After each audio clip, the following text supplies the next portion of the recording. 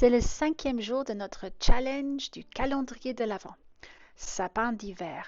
J'avais envie de faire de la brume et ce matin, quand j'ai laissé le chien sortir dans le jardin, que vois-je? De la brume, c'est un signe, me suis-je dit. Je vais donc faire une petite forêt de sapins d'hiver dans la brume. La technique que je vais vous présenter donc, c'est comment faire de la brume en aquarelle. On y va? Bien. Bonjour à tous. Aujourd'hui, journée 5 déjà.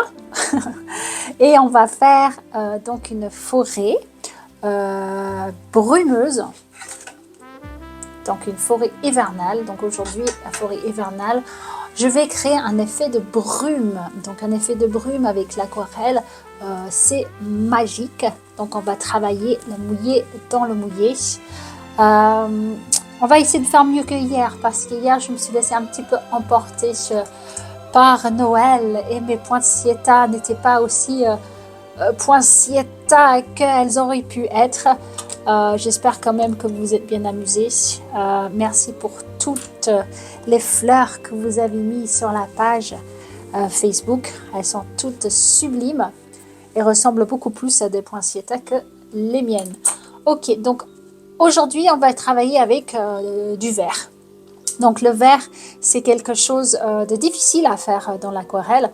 Donc moi, avant d'appuyer sur enregistrer de ma vidéo, j'ai donc fait des petits tests de vert avec tous les verts que j'ai pour savoir lesquels j'avais envie d'utiliser. Donc là, on est d'accord que si on fait un truc, une peinture brumeuse, il nous faut des couleurs qui ne sont pas trop vives. Donc moi je vais plus aller dans ces tons-là plutôt que dans ces tons-là qui sont très vives et sont très très jolis, mais pas dans la brume. Ok, donc on y va. Donc pour faire un effet de brume, nous allons faire avec du mouillé. Donc je pourrais en effet mouiller tout le papier avec un gros pinceau, hein, comme on voit souvent, mais je vais faire juste avec mon vaporisateur pour avoir un effet un peu plus surprenant. Comme ça on ne voit pas de l'eau partout. Voilà, donc vous avez besoin d'eau, un essuie-tout surtout, et on va s'amuser. Donc je préviens que pour ces tutoriels, c'est vraiment des choses que je fais sur le pouce.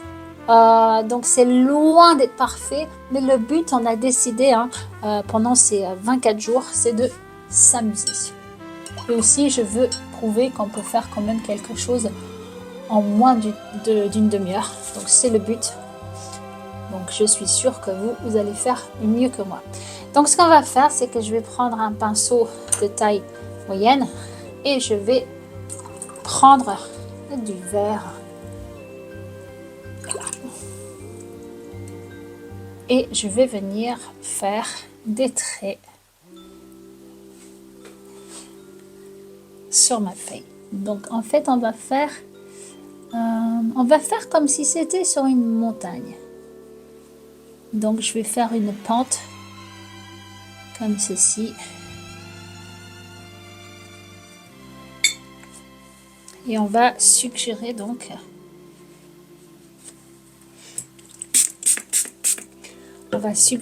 une forêt lointaine dans la brume. Donc si vous trouvez que votre peinture ne bouge pas assez, vous pouvez toujours revaporiser, hein, comme ceci. Voilà.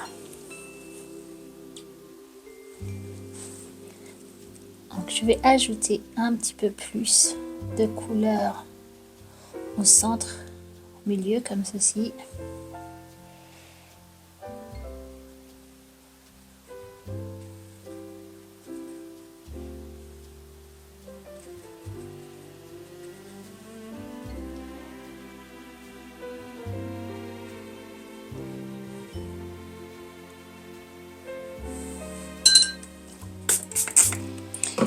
Et je vais vous montrer une petite astuce. Donc on va prendre un morceau de essuie-tout que je vais plier et je vais manipuler, encourager la peinture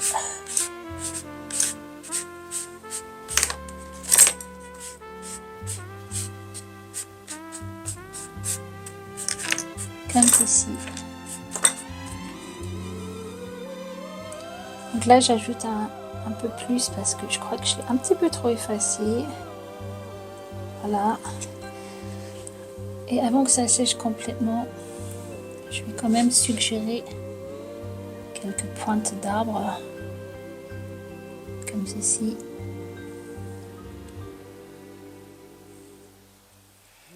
Au loin. Donc comme c'est mouillé, hein, ça bouge très facilement. Et ça fait très flou.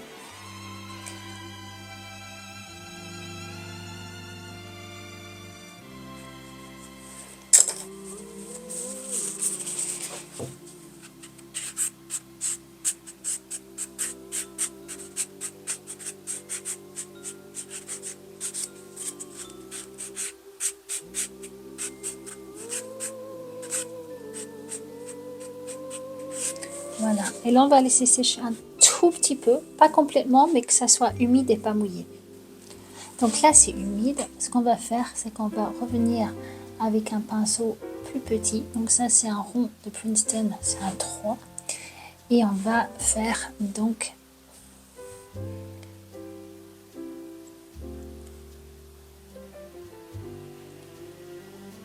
des petites images qui peuvent ressembler vaguement.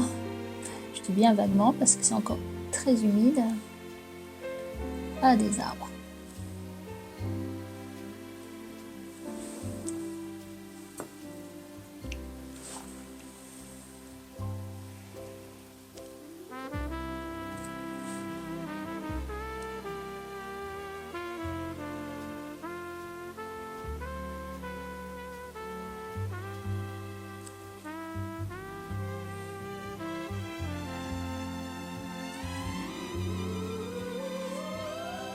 Donc là, comme vous voyez, mon pinceau est assez mouillé. Pour l'instant, ça ne ressemble pas à grand chose.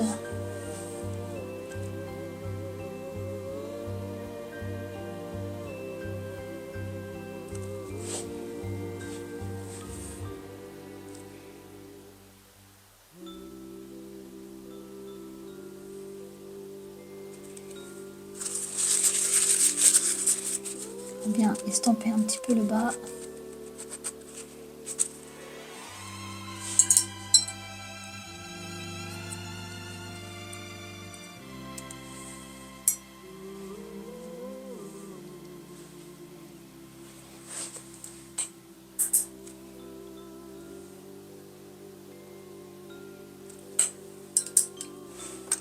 Je vais même prendre mon pinceau encore plus petit.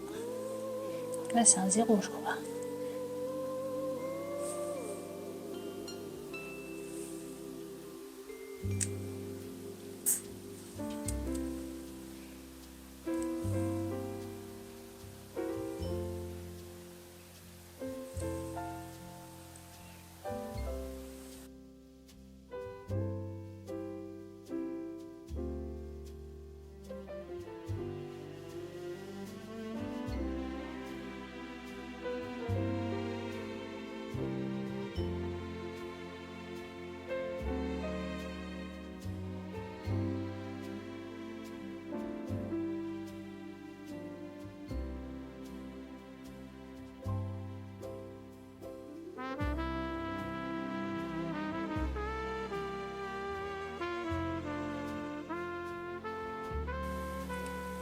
Donc c'est un coup à prendre, hein. Gérer l'eau, j'avoue, c'est pas facile, surtout quand on débute.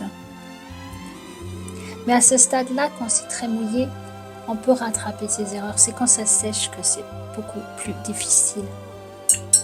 Vous voyez quand le papier est sec, ça bouge beaucoup moins. Donc vous voyez ici en haut de l'arbre, là c'était beaucoup plus sec que l'arbre à côté. Donc ça permet d'avoir quelque chose de plus net. Alors qu'ici en bas, c'est encore bien mouillé. Donc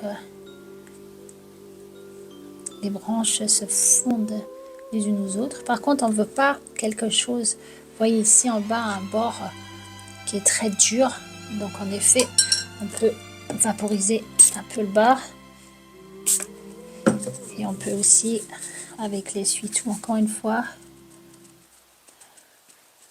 voilà, pour créer cet effet de brume.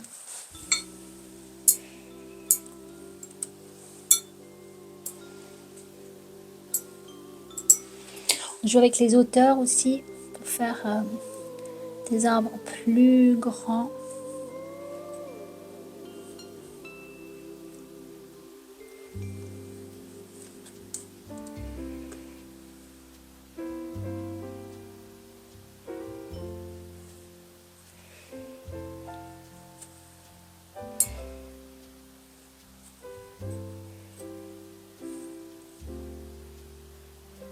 Donc là, vous voyez, la peinture, elle est beaucoup plus sèche.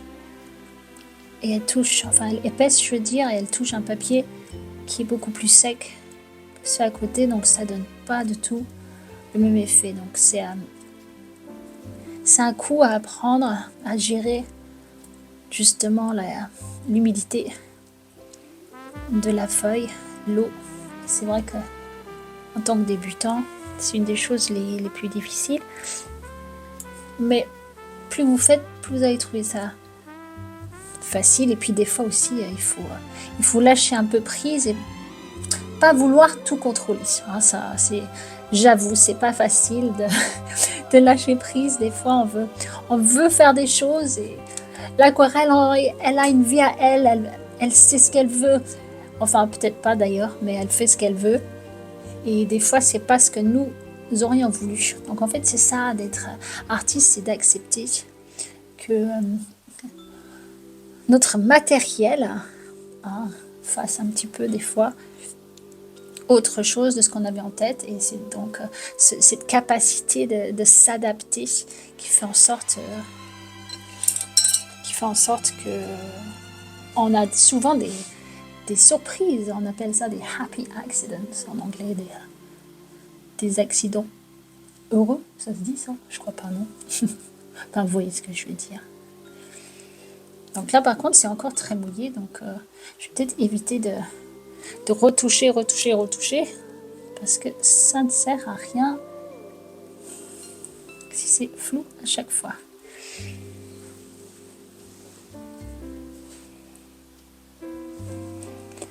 Je vais revenir un petit peu sur les arbres derrière parce qu'ils sont vraiment un petit peu trop flous.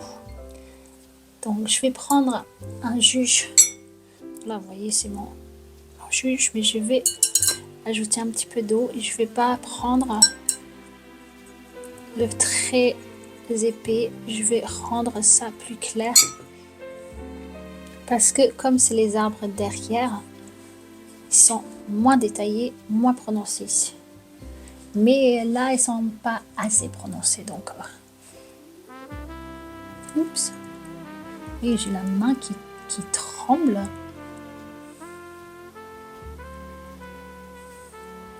Donc pour faire les arbres, il y a plein de façons différentes de le faire. Là, je l'ai fait rapidement, donc c'est juste des petits, comment on appelle ça, des squigoudis. Je sais pas comment ça se dit. Des petits va-et-vient.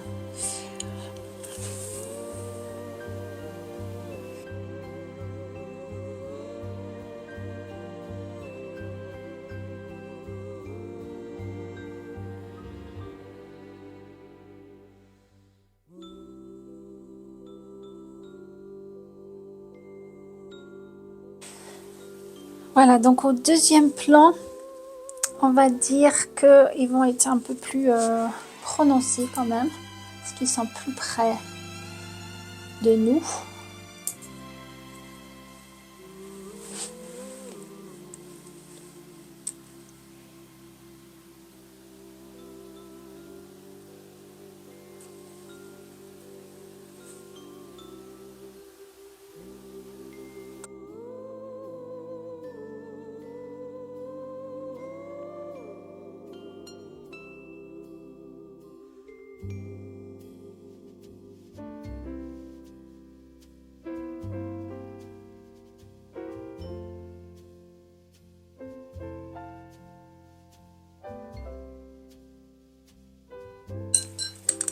Une fois, si c'est trop prononcé, hein,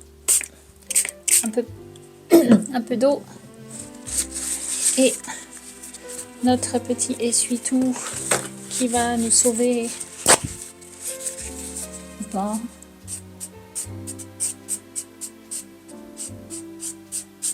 C'est bon.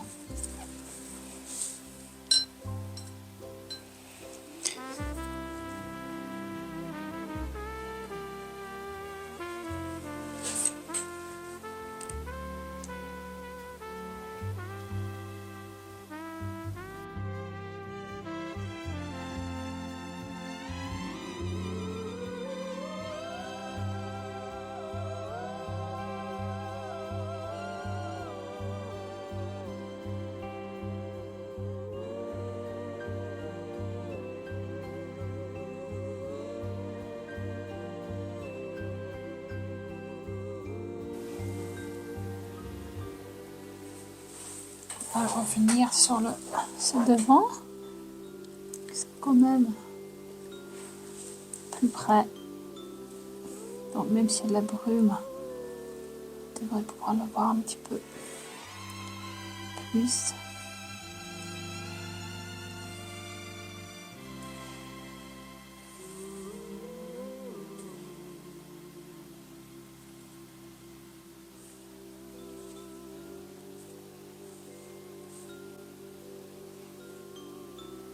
Donc vous pouvez attendre un peu plus que ça sèche un peu plus. Là, c'est que j'essaie vraiment de tout faire en moins de 30 minutes. Parce que en ce moment, j'ai beaucoup de choses à faire. Mais ça, c'est un plaisir de faire de la peinture. Toujours un plaisir. Bon, des fois, on rate et c'est décevant. Mais personnellement, quand je rate, je suis quand même fière de moi parce que si on passe notre temps à douter après, on arrête de faire des choses qu'on aime. Et dans tout, dans la vie, on avance avec des étapes. Donc il y a des moments où ça va mieux que d'autres. Des fois, on a l'impression qu'on ne peut plus avancer. Mais c'est juste un moment et après ça passe en fait, ça passe. Et je garde tout, même les très moches parce que au pire, quelques mois plus tard, je les ressors et je me dis oh là là mais j'ai fait du progrès. Ou des fois, en fait, même si il y a un bout qui est raté, tout n'est pas forcément raté. Donc si on les découpe, ça peut faire des jolis marque-pages ou des petites cartes à ajouter, à mettre sur les cadeaux, ce genre de choses. Donc je trouve qu'il y a toujours quelque chose de joli dans une peinture. Donc ceux que je trouve vraiment très très moches, eh bien écoutez, je les coupe en morceaux et ça fait des jolis marque-pages à donner aux gens à Noël ou autres. Donc jetez rien.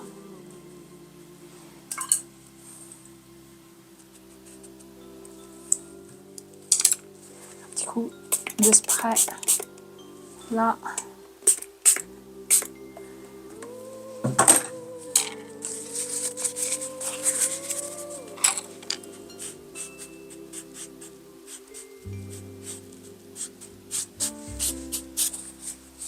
Je trouve ça un peu blanc là-bas, non? Un petit peu. Allez, je vais remouiller un peu là-bas parce que c'est trop blanc.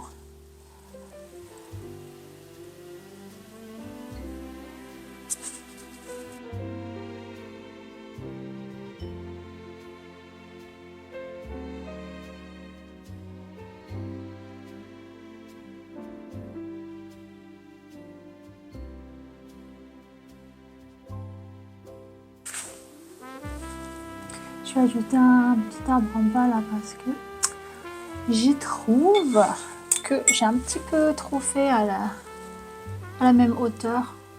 Enfin, vous voyez ce que je veux dire, hein. J'ai envie de casser un peu ça. Donc je vais faire un autre ici, plus grand que celui à côté. Oui, je commence avec le tronc. toute petite pointe, tire en bas. Et après, on vient de faire des petits mouvements.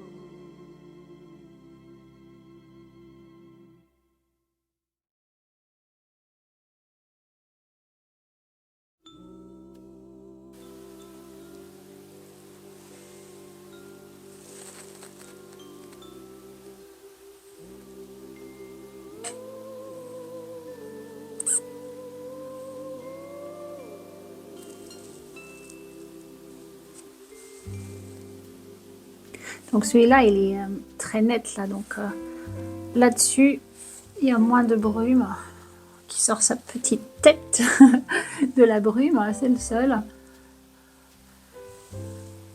Là, si je asperge d'eau, maintenant, ça va... J'ai peur que ça gâche tout. Donc je vais le laisser comme ça. On va dire qu'à cet endroit-là, la brume a laissé un petit trou.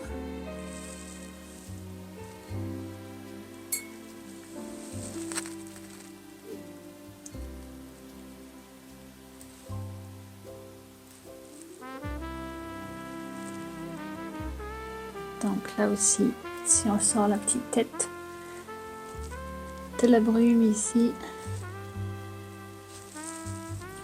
Par contre en bas, j'ai envie que ça soit...